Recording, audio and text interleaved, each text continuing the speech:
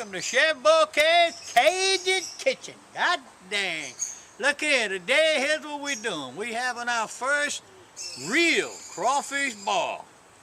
And hey, it's the summer, it's the spring of 2014, and I just come out there from catching a bunch of crawfish, and we're gonna do it good.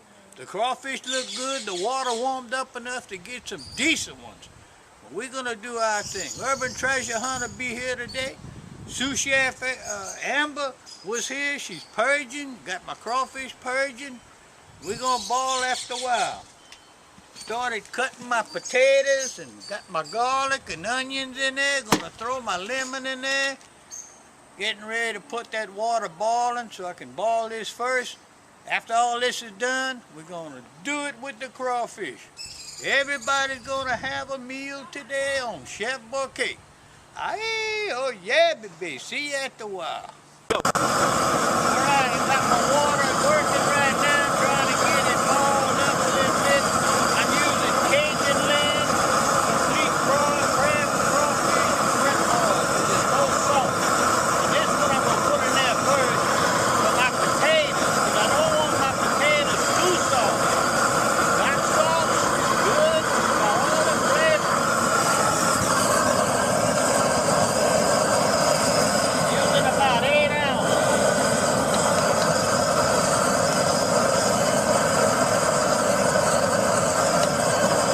About 8 ounces right there.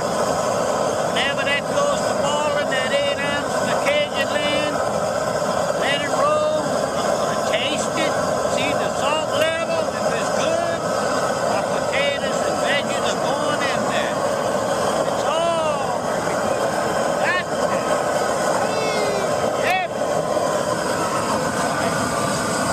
Yeah, purging. Let's get a little.